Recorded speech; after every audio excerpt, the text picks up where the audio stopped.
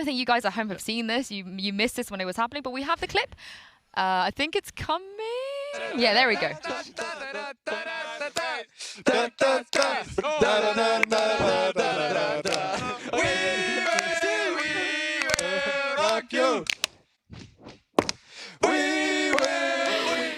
Oh God, how could you not love these guys? I think people do not realize because the mics are so good that they don't pick up all the noise. But Sean and I were here just looking at the screens, and then we start hearing the boom, boom, ba, boom, boom, ba, and we're like, what is going on? We looked back, and then they started singing. We're like, okay, we get it. Yeah, all I'm thinking is that SMB's in their tack pause that they just called because they're down like 6-1 on their map pick, and they could probably hear that through the mics just because it's very loud and bassy. And I'm just dying because what are they thinking over there? Like, how can you take your attack pod seriously? I want to know who came up with that. I want to know like who was it's Starxo. You reckon? 100%, yeah, 100%. It was him. I think it was him who started to sing because he was like, I mean, he's sitting on the middle and he's actually the one being like, let's go, guys, all the time. So if someone started singing, it has to be him. Well, speaking of Starxo, he is actually standing by with Dash for the Verizon post-match interview. Thank you very much, Yinsu. That's exactly right. I'm here with the man himself, responsible for starting that chant. It's Starxo after a dominant 2-0 victory to kick off Valorant Masters 3 in Berlin. And that's where I've got to begin. What got into you guys? Because this is a team that 3 weeks ago you actually fell down to in 2-1 fashion, and yet you were able to turn it around and completely wipe the table with SMB. Yeah, like we lost the seeding games. Obviously, everyone was like not believing in us after the 2 losses against SMB and Gambit, but we knew that like we still can roll everyone over. Like when the official games come, like the games that really matters, like we knew that we will like roll them over.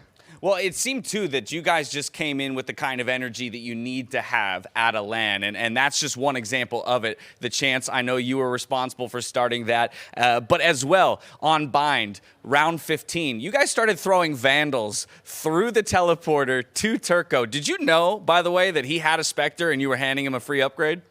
Yeah, we expected him to sit inside. Like he knew that we are close to TP, so he expected us to go in. But like it was 5 versus 1. Why would we even try to throw it? Like we came here to win, not to like throw the game. And yeah, we just had fun.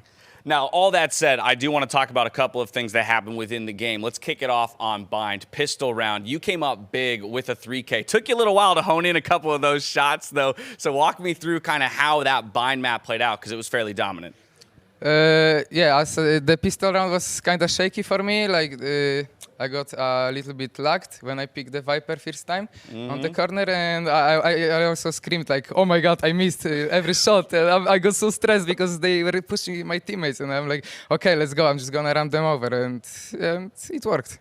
Well, and then with that, though, we jump over to Ascent. And I think that, for one, is a major difference between the last time you played. It was a different map pick. Do you feel like the map pick alone was enough for you guys to take down SMB, or are there other factors at play? I mean, we feel confident on every single map that we play. Like, we were like ready for every single map they take or we take. So, like, we were confident. Fair enough. Now, this is a team that you're familiar with, though, because you've played in the same region. You're about to play against the winner of Paper Rex or Vision Strikers, teams that you haven't had the privilege of playing against yet. So what do you think is going to be the difference in terms of preparation when you're stepping up against teams that you don't necessarily have that same experience against? Yeah, I would say it's pretty hard to play like teams from other regions, but like we are adaptive team. We're not like team that have like every round is set up round and we need to do this. We just play like our game. We set up our tempo. We adapt to what enemy team does, and yeah, it works. And on that note of teams that you haven't played before, when you look at all 15 teams within this tournament that you have the opportunity to go up against throughout, who are the specific individual players and teams that you're looking forward to, and who's going to be the biggest threat to you at Masters 3? I didn't really think about players. Like I don't have like anyone specific to play against, but overall, like I think everyone from viewers wants us to play Sentinels, and yeah, we're coming for you. All right, that's what I like to hear. Some throwdowns after a very dominant victory in Game 1 of the day. Starxo, congratulations on the victory. Thanks for putting on a show, and best of luck in the rest of the tournament. Thank you. You too. From here, we're going to a quick break. When we come back, we're teeing it up for G2 versus F4Q. We'll see you here.